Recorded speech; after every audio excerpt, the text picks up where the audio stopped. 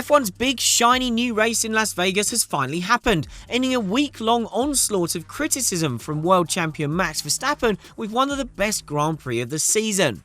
An event in the heart of Las Vegas with yet another street track was always going to be divisive for drivers and fans, especially as F1 has been telling us for over a year that this would be the best thing that has ever happened in the history of anything ever.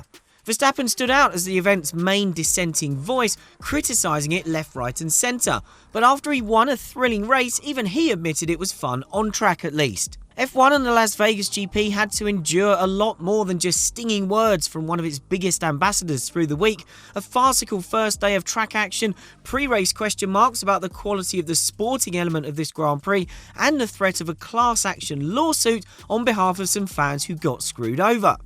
But it ended with the main talking point being a quality race, which is the best result F1 could have hoped for. Verstappen's criticism of the Las Vegas Grand Prix as 99% show and 1% sporting event was probably the most quoted line going into the weekend, to the point where it felt like a tagline. F1 was hardly thrilled by his opinions, but plenty of fans backed what he said as he expanded on his criticism throughout the weekend, which he would later stand by even though he thought the race itself was good.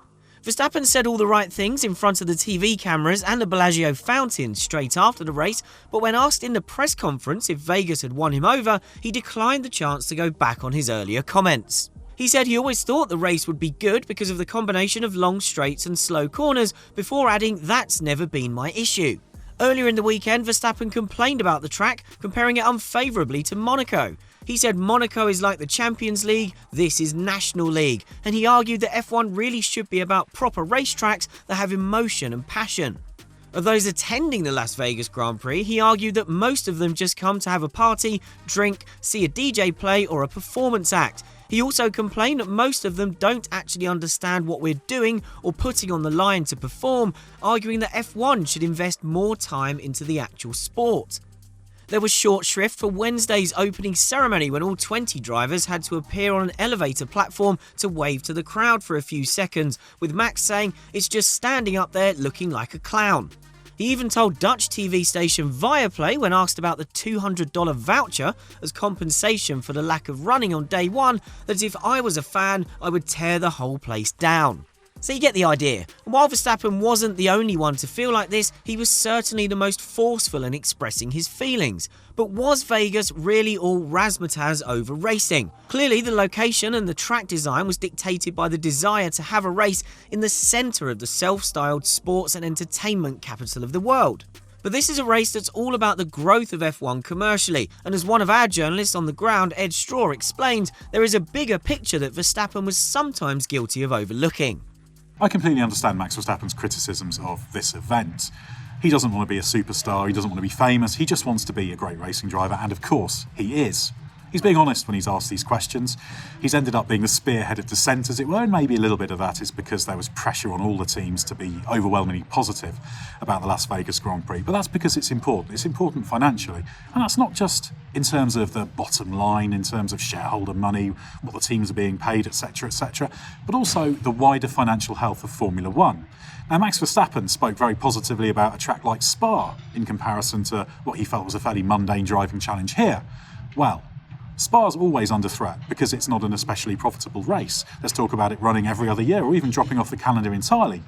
And as far as I'm concerned, if a race like Las Vegas is good for the growth of F1, good for it financially, that can then mean that it's economically viable to run races like Spa in the future. And I think that's a pretty fair trade-off. It's all about the wider health of Formula One. Not every race is going to be like this. So sometimes you just have to be willing to take one for the team and accept that you have to do a few things you don't want to. It's good that he's being honest and direct with the world. That's what we want to see. I don't want him lying and being a good ambassador on every opportunity, as people will say.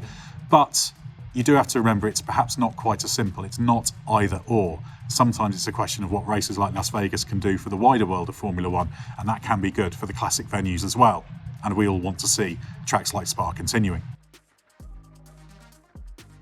The unfortunate but not unprecedented situation of a loose water valve cover on the track caused a big incident for Carlos Sainz's Ferrari, wrote off another car as well as Alpine needed to change Esteban Ocon's chassis, and caused massive schedule disruption that eventually screwed over a lot of fans on the first day of track running. Once the track problem was resolved, the rest of the weekend ran without any operational problems. As an event, it was absolutely massive, and even the harshest critic of this race would be hard-pressed to say it wasn't an impressive spectacle and achievement to have a race running through the heart of Las Vegas. In fact, the harshest critic did give props to that side of things, as Verstappen even admitted what they have built in such a short time looks incredible. Turning the epicenter of such a famous location into a race circuit is remarkable. It isn't going to win any prizes, the best track in F1, but it's fine by street circuit standards, and the big question we cared about was whether it could produce a race worthy of the occasion. So what did our journalist Scott Mitchell-Malm, who was also in Vegas, think of it? After everything Formula One's been through in Las Vegas, it really needed a strong sporting spectacle to round things off, and that is exactly what the inaugural Las Vegas Grand Prix provided. There were some specific reasons for that. One of the reasons was the low grip track surface, which a lot of teams and drivers have said probably needs to change for next year. The only way to do that is to maybe run the race a little bit earlier so the track temperatures aren't so cold. This is a safety issue as much as anything else. But the important thing is that after a lot of controversy around this event, a lot of attention on the theatrics and all the peripheral entertainment, we have a big takeaway that is the Grand Prix itself. It was a good Grand Prix, a legitimate sporting spectacle, and that is exactly what F1 needed, given all of the attention coming into this weekend. We've already talked about the Thursday track problems, but where F1 really got it wrong was its behaviour around the consequences. In particular, the communications and messaging was terrible. The delay to the second free practice session, which started at 2:30 in the morning, having originally been scheduled to start at midnight, created a big problem for fans. Those who hung around for hours to watch the second session or returned to the track in the middle of the night to see it found themselves being ushered out of the grandstand. This is because of the announcement that what were called the fan zones were having to be closed for logistical issues, later claimed to relate to the availability of security personnel and transportation drivers. The trouble is, not only was that statement vague, but most of the fans who were there didn't find out until minutes before the session. While supposedly the message was widely shared in the spectator areas far earlier than that, plenty either didn't see it or weren't aware it also applied to the grandstands. It's unacceptable that there wasn't a good communications plan in place for this, and that it took until the following afternoon to issue a statement explaining the reasoning in more detail. Both the statement issued by F1 itself and the Las Vegas Grand Prix promoter, which is effectively also F1 for this event, expressed disappointment but offered no apology. Fans were thanked for their support with a $200 voucher to be spent in F1 merchandise stores, and given how expensive a lot of F1 merch is, that actually won't go very far. The lack of apology would have been for legal reasons, to avoid opening themselves up to being held liable for greater recompense. But given the whole point of this race was to appeal to new fans and grow F1, failing to offer that to American fans, some of which already see F1 as arrogant and aloof, was a disastrous misstep that won't be forgotten. This reflects the wider communication around the event. F1 went too far in trying to shoot down criticism. Mercedes team principal Toto Wolff encapsulated that with his rant after being interrupted during the Friday press conference. He said it was completely ridiculous and asked, how can you even dare trying to talk bad about an event that sets new standards? He then said the disruption to practice was nothing, argued that nobody watches FP1 in Europe anyway, and that everyone should give credit to the people that have set this Grand Prix up. The aggressive tone wasn't a good look for F1 and highlighted the fact that F1 has been pushing stakeholders to be as positive as possible, which is probably part of what Verstappen was railing against. Wolff's rant, coming shortly after FP1 managed only 8 minutes of running and before fans were ejected prior to FP2, was tone deaf. Post-race, with the help of some pushing by our very own Ed Straw, Wolff was a bit more measured towards those fans who were hit hardest on the first day, saying he hopes F1 can find a way to pay them back, perhaps with a good package for next year's event. Mistakes happen and F1 took action, but the communications around the event, the treatment of fans and the contempt that was shown just seemed to reinforce everybody's pre-race concerns about this being style over substance.